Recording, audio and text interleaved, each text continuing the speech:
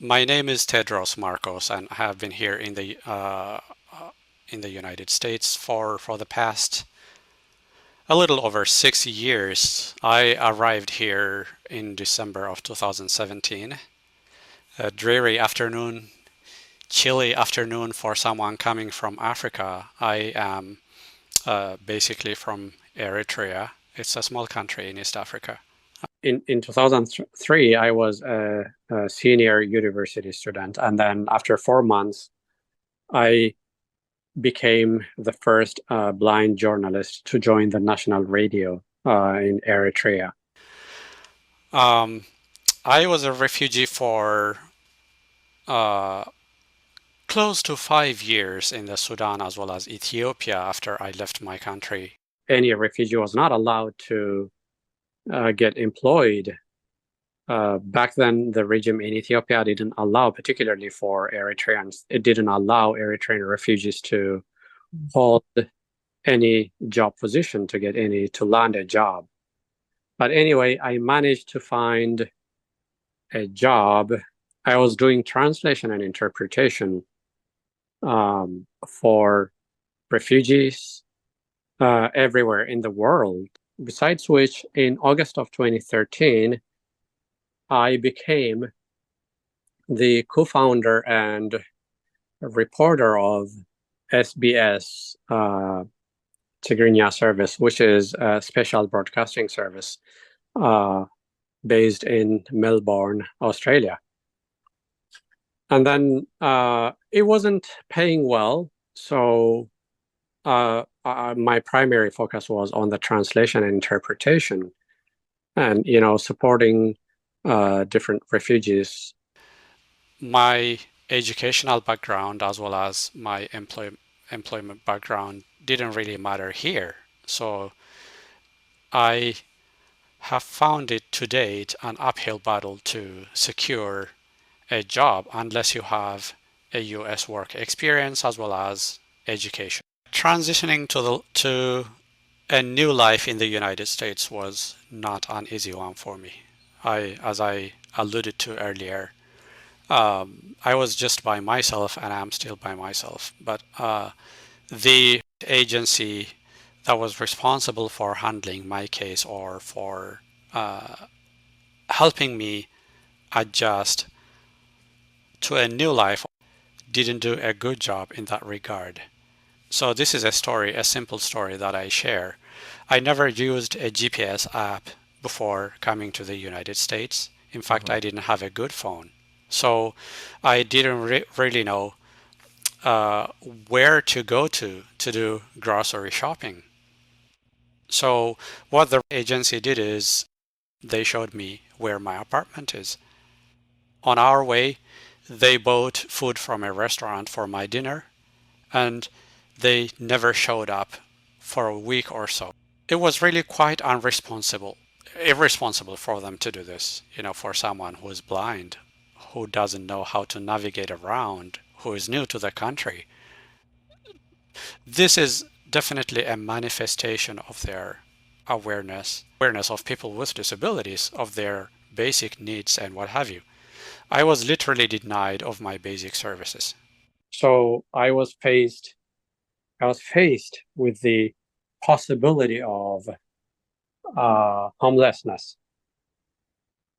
So it was quite challenging. Anyway, after a few months into my US experience, then I got a counselor, and that counselor he told me about a program at UIC, which is called Pride Partners of Refugees in Illinois Disability Employment, and quite it was quite optimistic.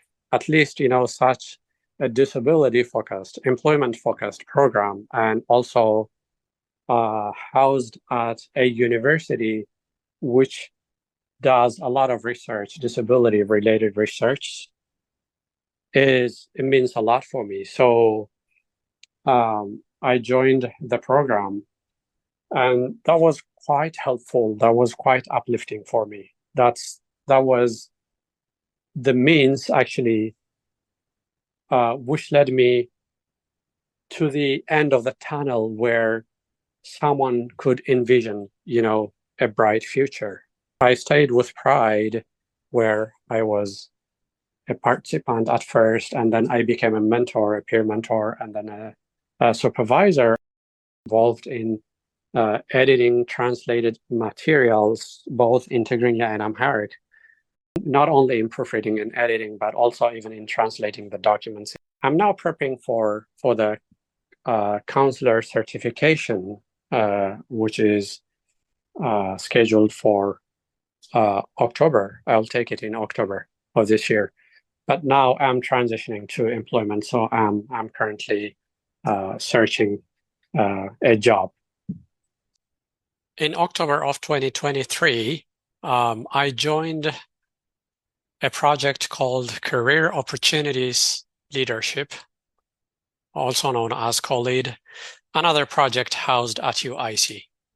The idea is actually to explore different avenues through which different agencies as well as people with disabilities can work in tandem, and that people with disabilities be received and understood. I am currently co-chairing the project, so I've been involved in conducting a lot of interviews and also editing the audios as well as organizing different task meetings, which is quite helpful. So I'm always learning. I'm learning from everyone, not only the co-lead members, but also the fact that we've organized some events too. So we had an event at UIC in April, which was quite wonderful and insightful in many ways. And it was also an opportunity to network with others too. Yeah, we were able to share our vision, our goals, and what we are up to. So we're currently working on expanding our network as well as on planning for the future. I think we need to work together to create a conducive environment, more inclusive environment for everyone. For our society to benefit better, for our economy to benefit better. Life is a learning process. So education by definition is a lifelong learning process. Mm-hmm. So if we are open to new experiences, then we're open to change, and we're open to becoming more accommodating to intersecting identities.